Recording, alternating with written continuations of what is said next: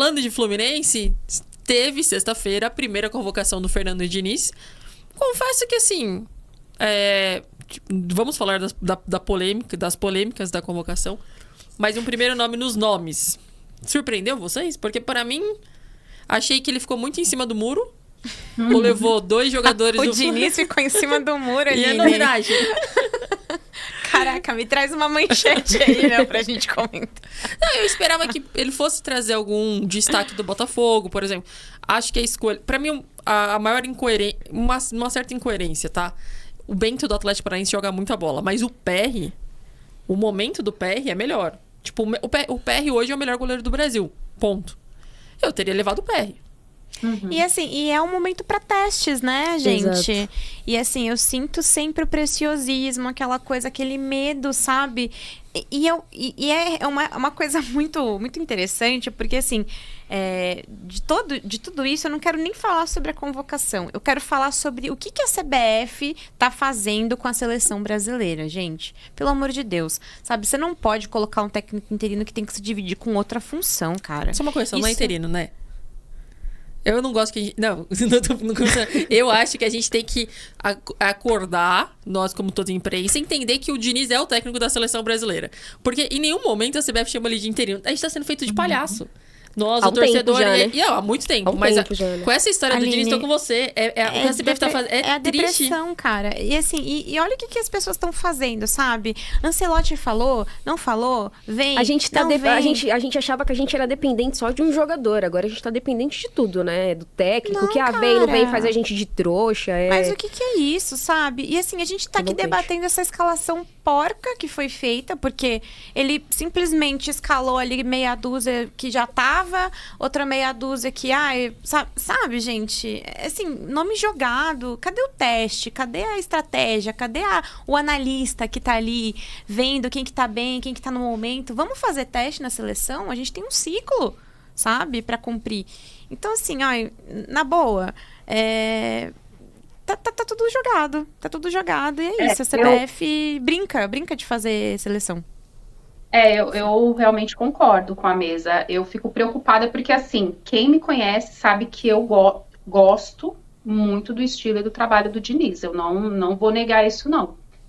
Já fui muito criticada, principalmente por santistas, por admitir isso. Eu gosto muito do estilo Diniz. E eu acho que o Diniz é um técnico de personalidade, sim. Só que agora nós veremos até onde chega essa personalidade do Diniz em um local como a CBF, onde a personalidade predominante é a da entidade. A gente viu o grande exemplo do Tite. O Tite foi para a seleção com status de ser um dos melhores treinadores do Brasil, pelo desempenho dentro de campo, mas pelo papel extracampo também, isso é um conjunto. Então, muito me preocupa o posicionamento, as atitudes, a função que o Diniz vai ter justamente nessa seleção, porque a Aline falou bem, é interino, né? A gente não sabe exatamente. Eu imagino que ele fique mesmo durante um tempo na seleção. Eu acho que é momento para renovação. A Aline tocou bem também nessa questão do técnico, na questão dos goleiros. Eu tenho, sim, uma coisa engasgada com o Alisson. Agradeço o trabalho do Alisson. Acho que está na hora de renovar, a começar pelo gol. É momento de testes, porque é um recomeço de trabalho na seleção brasileira, de uma seleção muito contestada, principalmente depois do último Mundial. Então, me preocupa e eu espero que seja o Diniz que eu defendo, um Diniz de personalidade, que afirme mesmo o seu pensamento, a sua filosofia, a sua ideologia, o seu estilo de jogo, porque a cada vez que passa o Diniz vai sendo mais testados, né? Ele contou numa entrevista recente, quando ele treinava um time lá no começo, perguntavam, mas se você for para um time de camisa, um time um pouquinho melhor, será que seu estilo vai dar certo? Aí ele foi para o Audax.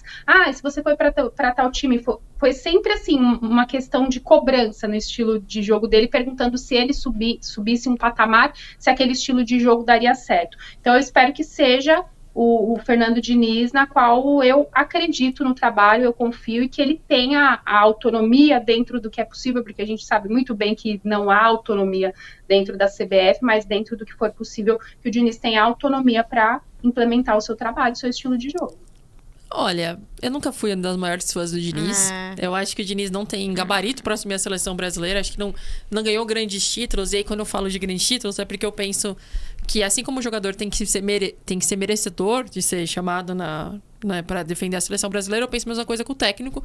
E acho que o técnico vai passar por alguns momentos. Quando o Tite foi pra lá, a gente tinha certeza que o Tite ia pra lá. Inclusive, furo de Shimabe. Fábio Shimabukuro. Isso, o que a gente não sabe, teve gente da imprensa que ficou bravinho, mas quem deu o furo da imprensa esportiva, Fábio Shimabukuro, repórter da Band na época, conseguiu esse furo, bem lembrado. Shima, beijo, Shima, a gente te ama. A gente te ama, Shima.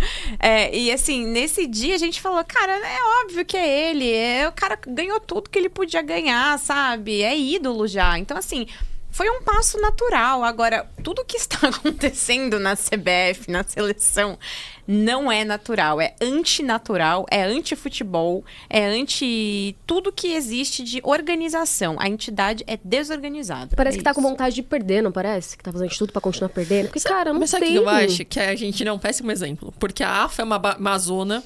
O Scaloni ficou por acaso, porque não tinha técnico pra treinar a Argentina. Foi ficando. E a Argentina acabou campeã. Então, as pessoas usam muito o Scaloni. Foi um acaso. É que a Argentina tem um ET lá que veste a camisa 10, que um dos maiores nomes da história, pra mim, só tá atrás do Pelé, o Messi, e que fez as coisas acontecerem. Essas coisas que os deuses do futebol fazem. Pra mim, é a mesma coisa, o Botafogo tá na liderança. Então, alguns acasos acontecem, mas na maioria das vezes, o futebol profissional hoje premia o trabalho, a organização, coisa que o Brasil não tem.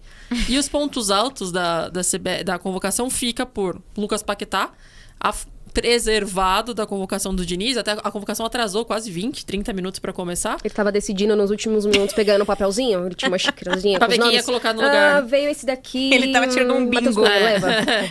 E aí foi por causa do escândalo de apostas.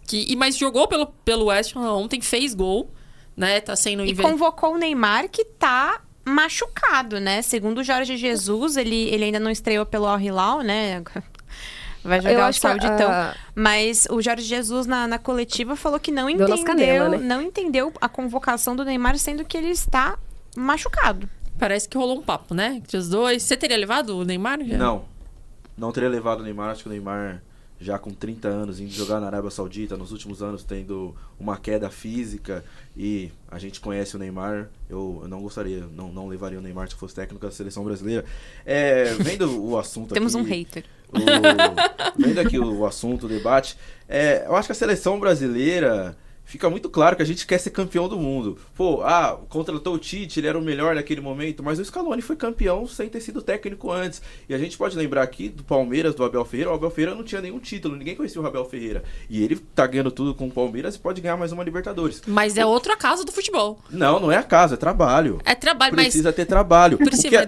Mas olha só o investimento que ele tinha na mão. O que a gente quer é ser campeão do mundo.